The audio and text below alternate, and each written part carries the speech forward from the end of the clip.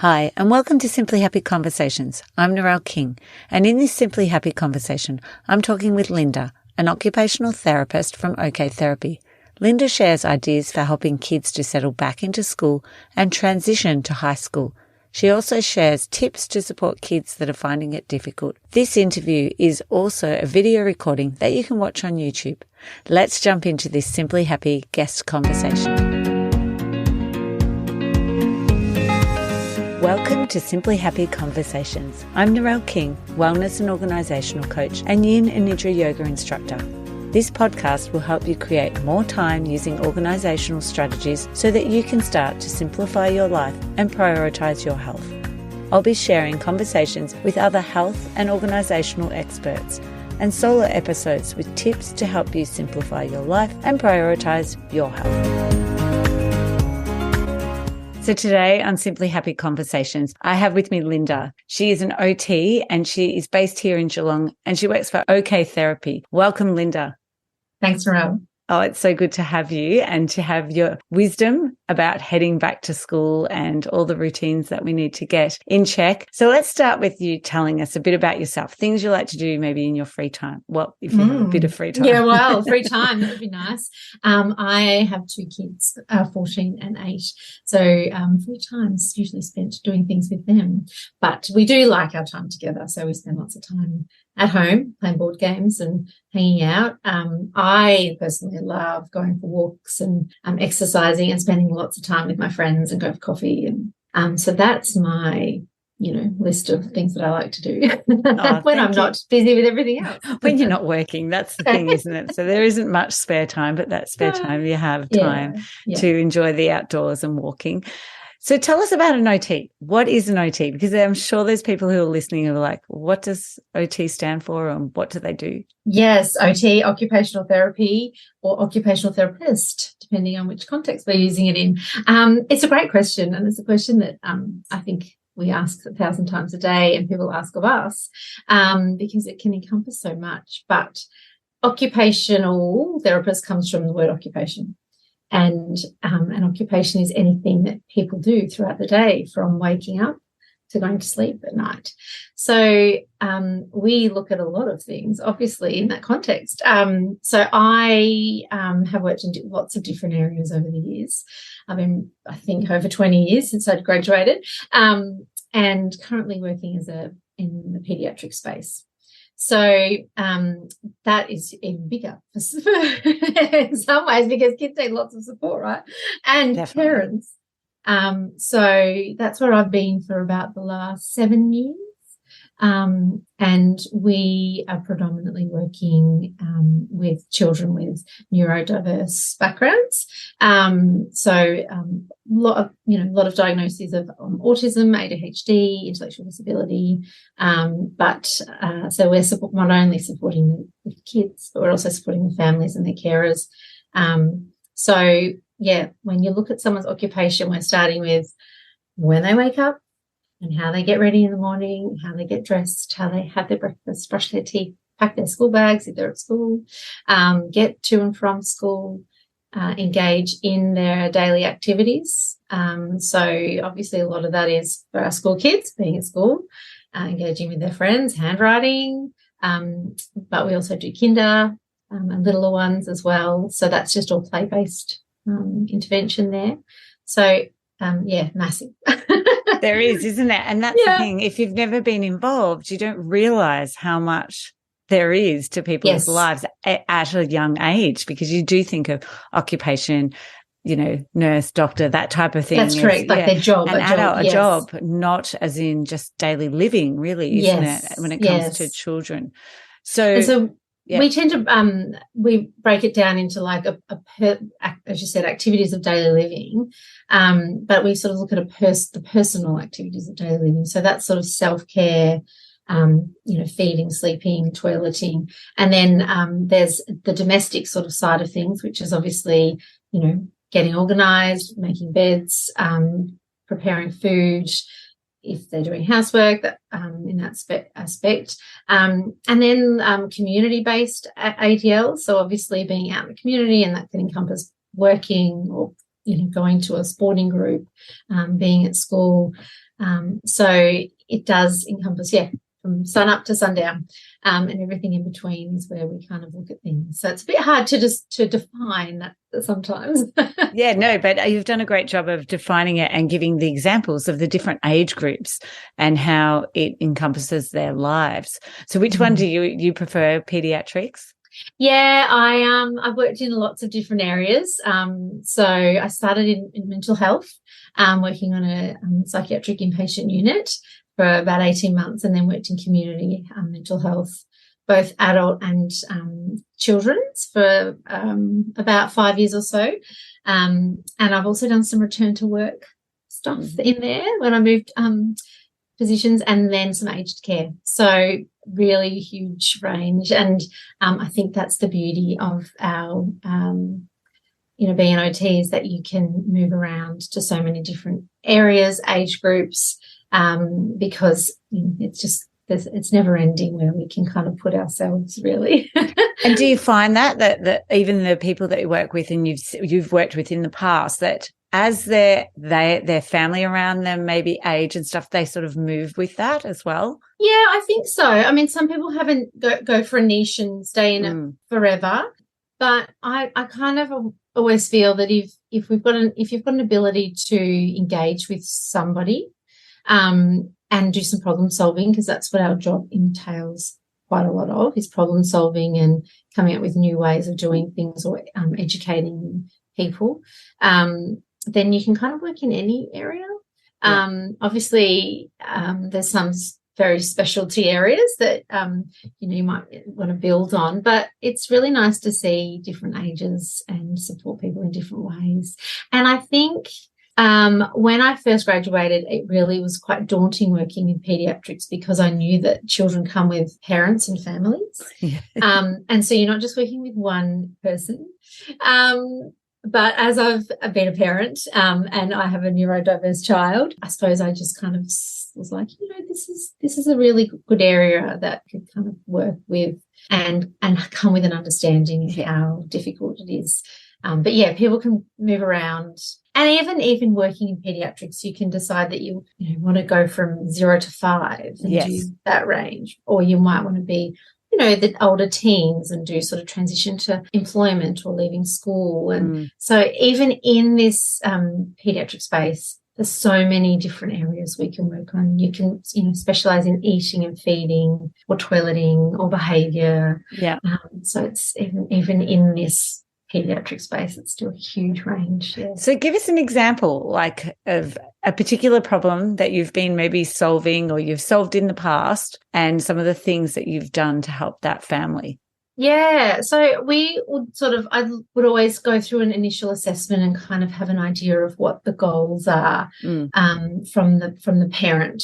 So it could be, transitioning between, leaving home and getting to school, and how that goes. And obviously there's lots of steps along the way and lots of emotions that can kind of come with that transition. But maybe just kind of, keeping the morning routines quite the same, making sure that the children understand what's coming. So doing some, visuals, which you would have talked about lots in your podcast. And so just giving that pre-warning, okay, well, if this is causing really a lot of distress, then these are the steps we're going to go through this morning. We're putting a picture up, and letting the child know what's happening. And then, okay, where are we going? How long is it going to take? Maybe if it's a car ride that's distressing, we put some, some fidgets or some weighted items into that car ride. If the noise is too much, perhaps some earphones to support that, or just listening to music and having a sing along in the car. So, that can be some really simple strategies that will help get that child through their morning routine, and mum or dad, and to then get ready for the school day. So that's a great example of, the things that you could put in the car, if that's the, that's the presentation. The issue is getting into the car. What can we do? What's going to reduce that sensory overload, isn't it? Absolutely. Yeah. Because it could be, the car ride could be quite distressing because of all the visual stimulation going past them in the car, or it could be the noise of the car on the road, or the cars around them. And I think that, that takes up a lot of our time in the day, is getting the thing that the child is struggling with and going, okay, what can we do to help with that? And here's our go-to strategies. Yeah. But if they don't work. Yeah. So is that probably the part that you enjoy the most, that whole problem solving, when they come back and they're like, yeah. And I think, I suppose that's the beauty of working within a really supportive team, is that you can be like, oh my goodness, I've tried this, I've tried that. Where else can I look? And an example, I had this, she's now grade 3, but a grade 2 little girl. And we've gone through some handwriting practice, and we've done lots of things, and we've tried, bolder lines, and we tried raised lines and dipped pencils. And then one of the girls said, oh, have you looked at her visual processing? And I was like, well, I do work on that all the time, but I haven't really done a assessment in a little while. So we looked at it and found out, noticed that she was having a lot of difficulties with processing what she was saying. Fed back to mum, and she went and got an assessment by an optometrist, and she now has to wear glasses because she has a lazy eye, and she's got 20/20 vision, but her ability to process was tricky. So we look at lots of different strategies, but sometimes it's just someone going, what about that? Yeah. Let's look at that now. Yeah, definitely. So, yes. Yeah. So we do spend a lot of time. Luckily, we have long car rides between appointments sometimes, and time to process that. And that's the other beauty, I think, of OTs is the ones that I've engaged with, is that they can come to schools, which takes that pressure off of leaving work, going and getting a child and disrupting, a few hours of their day. Absolutely. But coming in, and I know for my children, they really liked it being at school, because that's where they see learning, and they're learning new skills. So why not learn those new skills at school? And you get to see the school environment when they were younger, and be able to point out some things to teachers as well about the environment. Yeah, we do. We spend a lot of time between lots of different schools and homes and kinders, and so it's nice to be able to go out and see children in different environments and where they spend a lot of time in this. So then what would be your top tips around transitioning to school over the school holidays? Like from holidays to now. From to now. Yes. In term 1, really. I know it's really tricky, and I don't know, as much as you can prepare for it, it still kind of hits you like a ton of bricks, and it is in our house at the moment, that's for sure. But I think obviously lots of, which you've talked about, lots of talk and organisation before school starts, and making sure uniforms fit and school bags are emptied and hats are available. You don't find a makey banana in the bottom of it. No, that's 6 weeks later lunchbox that's still there. That I'd asked for from the first week. Yes. But I think we have to remember that school holidays are a long time, and kids get a lot out of their regular routine, and they're also they need to build up back to school fitness a little bit. So I think just going back to routine, I find that going to a visual and letting kids know what's happening. So whether it be a daily schedule, which we kind of run at home. For us, we kind of have like obviously a monthly plan, but then every day put up what's happening for today. So this is, what the day is, what's going on, where you're going in the morning, what's happening after school. Some children benefit from the visuals in their bedrooms to remind them of their morning routines. And as you've talked about, like the bag tags and reminders of what needs to be taken to school every day. And all that does is it reduces the demand on children to remember. It reduces the demand on parents to be, have you done this? Have you done that? And if a lot of parents are like me, that, work, you get the kids back to work, to school, and you're back at work. So mornings are a lot more rushed, and you don't have as much time. So it takes the pressure off the parents as well. And it helps build kids' independence by them going, here's my list. I've done all this. So I think routines and visuals is really important, and letting kids know what's happening. Yeah, I also think obviously sleep is massive. So getting into good sleep habits and making sure, we have regular bedtime routines, nighttime routines, making sure that that's all working for the child. And diet obviously is another big one. It's not easy with some of these our children. So, you know, trying your hardest to get them to have good eating habits. A lot of kids at the moment, as I said, are out of school, you know, fitness. So they come home, they're starving, thirsty. So making sure you're, you know, getting good hydration and food into the kids. I also think that we sometimes make an assumption as parents and probably therapists that there will be a really great handover from the previous teacher to the next teacher. And that sometimes happens, but sometimes that doesn't. And I think therapists, we really try to get in the face of teachers so that we can say, look, this is what worked last year. This is about this child. I always try and do a bit of an all about me with the child. Either end of the year we develop it together, or in the holidays, so that can go to the teachers and people that are important and involved in the kids' lives. So I think, you know, making sure that not that we're harassing teachers, but that teachers understand that these are some issues that might be difficult. This is what we're noticing. A lot of kids are really good at masking how they're, you know, what's happening in the day, and then they, you know, have those meltdowns or zone out times in the afternoon. So just feeding that back to the teacher and sort of perhaps, you know, could we have a break here, or this is where this is tricky in the day. So I sometimes, as a therapist, will, you know, look at a child's day and go, you know, where are the moments in your day that are a little bit trickier? You know, is it recess? Is it lunch? Is it eating? Is it assembly? Is it drop off? So just to kind of pinpoint some of those times as well, and putting a bit more support in there. So, and another big one, once we've done all of those million things, is if there is behaviour changes, kind of seeing that as a way of the child communicating that something's not right.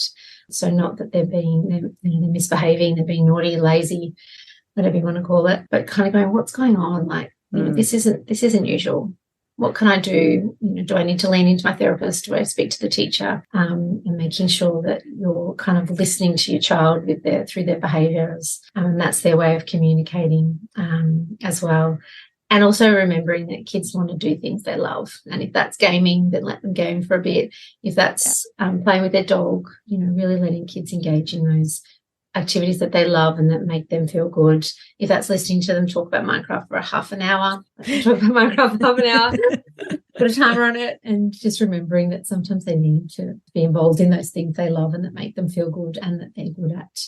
Especially after school, isn't it? Yeah, that's that time that I've noticed, especially this year, that they really need that downtime. And it was really hard last week going straight back into sport. Sports all seem to start. It's almost like sport, you all need to start in 2 weeks' time. Give us 2 weeks of school and then you can all go back to your seasons. But not last week, because I think that was definitely like the spanner in the works for us. It was like, what? And now I've got to go to sport. And it was like, yeah, sorry. Yes. Exactly. And another big one that is happening in our house a little bit at the moment is some skills that the kids have previously been very independent in, taking a back seat, and they're all of a sudden asking for help and can't do it. So I think that just being mindful that can happen when, you know, the stresses on us are a bit overwhelming. And so maybe there might be moments with shoelaces that they need help with.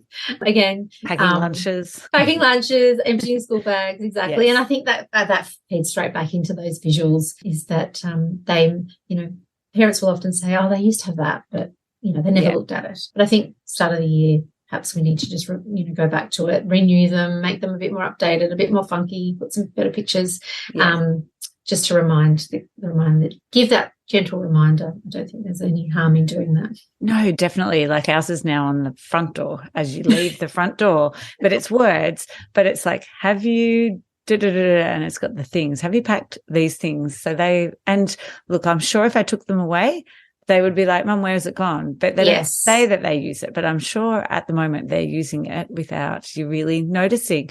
So I know I have clients who say, oh, yeah, we had that when they were younger. It's like, yeah, but you might need it again now. Like, absolutely. Yes. Because if they're having like a really terrible day, their executive functioning is not working and they can't remember all the things that they needed to take. That's right. There's a lot of new stuff going in, lots of new teachers' names and students' names and, you know, where do I put my locker and where do I sit? And there's lots and lots of new things that happen, and some of the regular stuff goes out the door. So just like a quick thing about then secondary school, from primary school to secondary school. Have you got any sort of tips around that? Yes. Yeah. Well, yes, I hope so, because I'm running a group about it at the moment. So I should. Yeah, I think just, going back to what is required to be taken to and from school every day. The children, it's all online now, timetables, etc. Some schools, if you're lucky, they will write it out in normal language instead of PS 47 BPA. Yep. So assisting your child to do that. So I've done it with both my kids, year 9 and year 3, because you could access there. So just putting, you've got English with this teacher in this room, got a double period. Do you need to take anything extra for that? So color coding. Yes, I did that. Or So English is in a pink folder, and English is in our pink in your timetable. So some of the folders you can get now have got the little zippy things around it. So you could put the book, like the writing book in it, plus the book they read, whatever else they need for that class in it, and zip it up. I know that kids have got to take pencil cases and folders and laptops and water bottles and a lot. So even getting them a little bag to carry around between classes, because if you struggling with packing things up in time and carrying all the things, and if you're going up and down flights of stairs and pushing and shoving between the hundreds of kids that are around, you've got it in a little bag and you're not going to drop it. Doesn't matter if you've got a loose piece of paper. I think that's a good idea. I think that's a really beneficial one to, make sure that you've got everything you need rather than, lugging it around. So that's a really good tip. And, the same thing, routine, doing your visuals, good diet, good fluid intake, especially at the moment when it's a bit hot, and getting them into sleep. And, we could start on screen times, but we'll leave that. That's another whole conversation, isn't it? That's right. But again, like making sure they're doing things they love and not being hurt when they don't want to talk to you. As a parent, not being upset, not taking it personally, but making sure when, that the children know that you're there for them, and that if they need you, you'll step up. And just making sure they know you're there for them. Yeah. Thank you so much, Linda, for your time and for all of those tips. So how can people find OK Therapy? Yeah, well, they can go to our website, www.ok, which is okay.com.au, and we're also on all socials. We've got about 18 staff there now. Wow. So we have OTs and some speech therapists and some therapy assistants as well. So, we're pretty busy, but it's worth reaching out and just touching base with us. Yeah, thank you. Thank you so much for your time and sharing all of your knowledge. Thank you, Narelle. Thank you so much for joining me for today's Simply Happy conversation. If you find yourself wasting precious time searching for misplaced items and wishing for a more organised life, then you need my 5-minute declutter ebook, the ultimate guide to quick and easy organising solutions for a clutter-free and happy home. Forget about spending months KonMariing your house. These fun solutions are designed to give you immediate results in under 5 minutes. Head over to Simply Happy in the resource section and download your free copy and start seeing results in minutes. I'd like to acknowledge the Wathaurong people of the Kulin Nation on which this podcast is recorded as the traditional custodians of the land. I pay my respects to their elders, past, present and emerging.